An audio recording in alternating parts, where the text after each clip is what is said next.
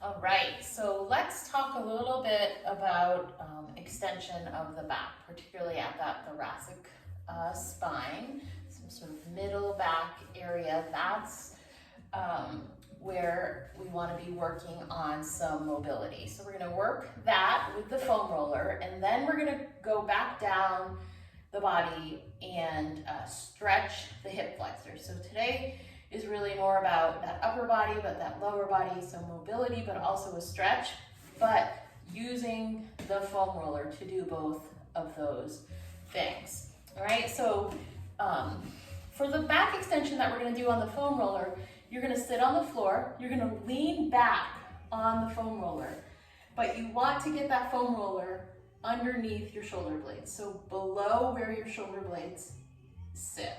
Okay, so not too high. You don't want them up here at your shoulders, but you don't want them down at your glutes and your low back. So find that sweet spot in between. From there, you can place your hands behind your head, and you're just going to bend back over that roller. And then you're going to sit back up. So you want to move nice and steady. I want you to gently pull those abs in.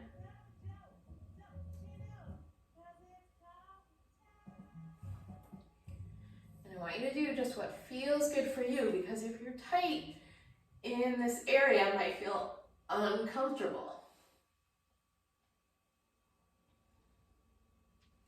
Breathe as you move. But do try to keep the rib cage relatively relaxed and trying not to let it sort of explode up and out as you come back. So you might only do like 3 of these, but maybe you'll take a break and do a couple sets. Or maybe you can do 5 or even up to 8. But you really just want to listen to your body in that. All right, so now let's use the foam roller, and we're gonna move down to stretch the hip flexors. So you're going to lay on the ground. You don't have to come into it the way I just did there, but lay on the ground, like lift up into a bridge, and then you're gonna take your foam roller underneath you, sort of place it at that low back sacral area. You'll know where you need to have it, and you might adjust it once you get into the stretch, but you wanna feel that support sort of, not exactly on the glutes, but not in the middle of the back where we just worked. If this is uncomfortable with your head on the floor, then you'll want to prop your head up on a pillow or a yoga block or something. Otherwise, you're just laying and your hips are elevated here. And then you're going to take one leg, you're going to bring it in, and either hold underneath on your hamstrings, or if you can interlock your fingers and hold beneath your knee, do that. Zip the abs up, and then just let the other leg lengthen on the floor. If it doesn't touch the floor, that's fine.